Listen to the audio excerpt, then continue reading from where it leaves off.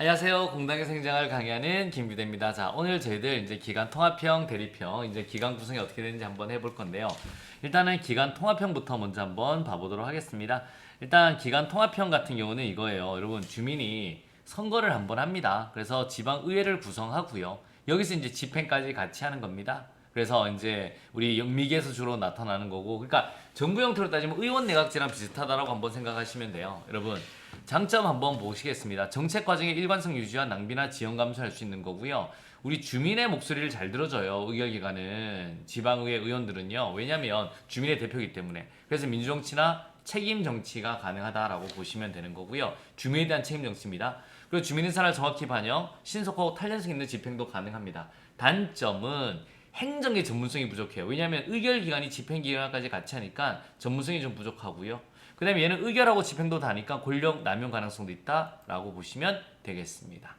반대로 이제 기관 대립형 같은 경우는 한번 살짝 보시면요. 여러분, 이제 의결기관과 집행기관을 따로따로 해요. 주민이 선관을 해서 의결기관하고 또 한 번 해서 이제 집행기관, 행정하라고 따로 뽑아줍니다. 서로 견제와 균형을 한다라고 보시면 됩니다. 일본, 이탈리아, 우리나라는 기본형인데요. 우리나라는 이제 자유형을 바뀌었는데 일단 기본은 이거예요. 실질적 주민 통제가 가능해요. 어디에 대해서? 이 집행에, 행정에 대해서. 왜냐하면 안 뽑아주면 되기 때문에. 그 다음에 권력 남용과 전행 방지. 왜? 서로 견제와 균형을 하니까.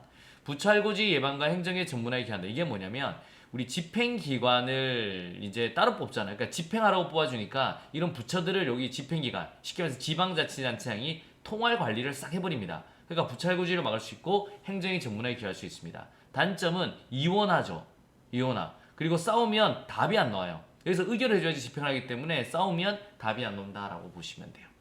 그래서 이제 기관 통합형 같은 경우는 우리가 뭐 위원회형이라든가 이런 것들이 있죠. 미국에는 위원회형, 아니면 영국 같은 경우는 이제 우리 쉽게 말해서 이런 거 의결기관이 하는 경우, 이게 대표적인 거고요. 그 다음에 요거는 뭐 강시장, 약의회형 뭐 이런 것들이 있는 겁니다. 이런 내용도 나중에 한번 정도 세부적으로는 꼭 봐두셔야 됩니다. 근데 이제 우리나라는 옛날에 이거였는데 이제 기관 자율형이기 때문에 주민투표 거치고 법률로 정하면 다양한 형태의 기관을 만들 수 있다라고까지 머릿속에 좀 넣어두시면 되겠습니다. 그 내용 꼭 다시 공부해 주세요. 자, 갑니다. 자, 바로 좀 더 키워서 가도록 하겠습니다. 자, 1번입니다. 뭐뭐는 의결 기능과 집행 기능이 통합되어 있네요. 지방자치 행정을 기관과 마찰 없이 안정적으로 수행할 수 있다. 기관 통합형 되겠습니다. 통합되어 있으니까 지방의회가 집행까지도 한다라고 보시면 되겠습니다. 자, 두 번째입니다. 지방정부의 기관 구성 형태 중에 무슨 형태는 주민 직선으로 선출된 의원들이 집행까지도 하네요. 여러분, 이건 기관 통합형 중에 위원회형입니다. 그래서 위원들이 집행부서의 장도 맡는다. 기관 통합형 중에 위원회형이다 라고 보시면 되겠습니다. 자, 3번 한번 가보도록 하겠습니다. 뭐뭐는 견제와 균형을 통해 민주적이고 합리적인 지방자치를 실시하는 방식으로, 견제와 균형이라는 키워드가 집행부와 의회의 기구가 병존함에 따라 비효율성이 발생한다는 단점이 있다. 기관 대립형 되겠습니다. 기관 뭐라고요? 대립형이다라고 보시면 돼요. 자, 지방자치법상 지방의회 의원이 받을 수 있는 징계의 종류는 공개회의에서의 경고, 공개에서의 사과, 며칠 이내의 출정지, 30일 이내의 출석정지입니다. 그리고 제명이다. 이거 옛날에 45일로 바꿔서 한번 나온 적 있습니다. 30일 이내에 출석정지다라고 보시면 되겠고요. 5번 되겠습니다. 제2 요구를 받든 조례안은 재적의원 과반수의 출석과 출석의원 얼마 이상 3분의 2 이상의 찬성으로 제 요구를 받기 전과 같이 의결되면 조례로 확정된다. 재적의원 과반 출석, 출석의원 3분의 2 이상 찬성. 법률도 마찬가지죠. 그래서 3분의 2다라고 머릿속에 넣어두시면 되겠습니다. 지방자치단체 예산안 편성권은 뭐에 속해요? 여러분, 당연히 편성은 누구예요? 지방자치단체장이 하는 거고, 심의 의견은 지방의회가 한다라고 보시면 되겠습니다. 자, 지방자치단체장은 법령이나 조례가 위임한 범위에서 그 권한에 속하는 사무에 대해서 뭘 만들어요? 지방자치단체장은 규칙을 제정할 수 있다라고 하셔야 되겠습니다. 8번 한번 가보도록 하겠습니다. 뭐뭐는 지방자치단체에 대하여 선결처분의 사후승인, 선결처분은 지방자치단체가 하는 거고 사후승인은 지방의회가 하네요. 행정사무의 감사조사, 청원서 이송, 보고 요구 등의 권한을 가진다. 지방의회 되겠습니다. 자, 부단체장은 지방자치법상 지방자치단체장의 보호사예요. 보조기관이에요. 도장 찍는 애들이죠. 보조기관에 해당한다라고 보시면 되겠습니다. 행정기구의 설치는 뭐가 정하는 범위에서 지방자치단체의 조례로 정한다. 여러분 뭐가 정하는 거예요? 대통령령이 정하는 범위에서 지방자치단체의 조례로 정한다라고 보시면 되겠습니다. 어려움이 없고요. 자, 우리 챕터 4도 그냥 같이 한번 해봐요. 여러분 3, 4 두 개씩 갈게요.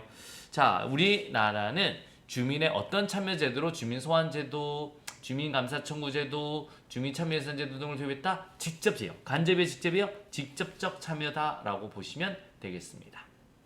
자, 주민은 해당 지방자치단체와 그 장의 권한에 속하는 사무의 처리가 법령에 위반되거나 공익을 현저히 친다고 인정되면 뭐를 청구할 수 있네요? 여러분 이거는 주민감사를 청구할 수 있네요. 그런데 여러분 이건 잘 보셔야 돼요. 저랑 같이 한번 봅시다. 요 조항은 한번 쫙 같이 봐야 돼요. 주민감사 그래도 제일 잘 나왔죠, 여러분. 자, 지방지부 21조입니다.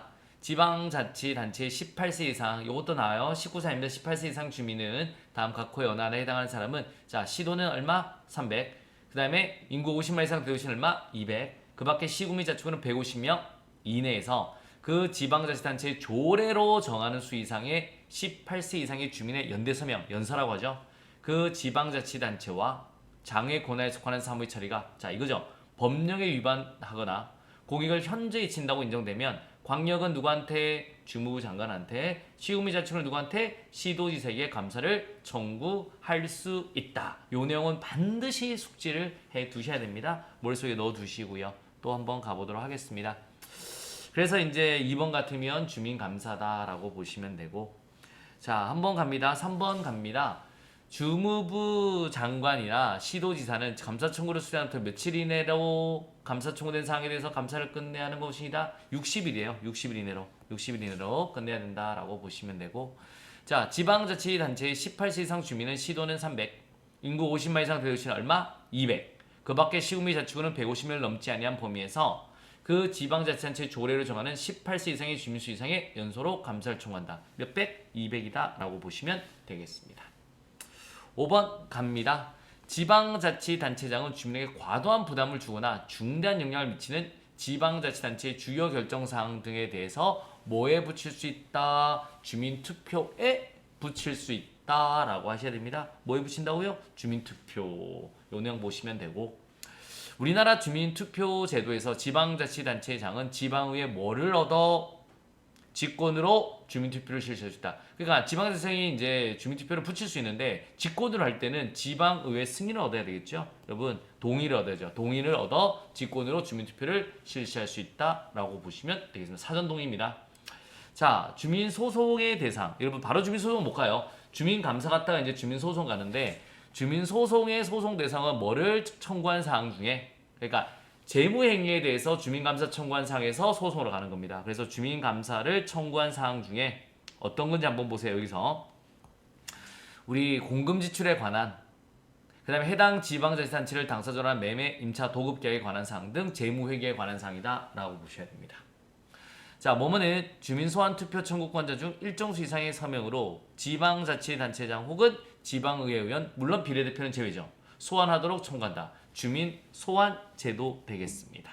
됐죠?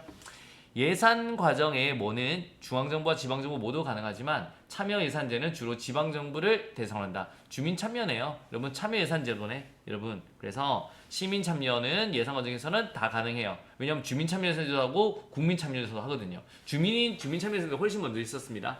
머릿속에 받으시고요. 참여예산제는 결과적 측면보다 무슨 측면? 과정적 측면을 지향한다라는 거죠. 왜? 주민이 편성할 때 주로 참여하니까. 물론 딴 데도 참여할 수 있지만 이렇게 한번 봐두시면 되겠습니다. 자, 챕터 3, 4고요. 이제 나중에 챕터 5, 6은 또 묶어서 한번 하도록 하겠습니다. 오늘 굉장히 수고하셨고요. 이제 얼마 안 남았습니다. 조금만 더 공부 부탁드리겠습니다. 저 내일 또 뵙도록 할게요. 수고하셨습니다.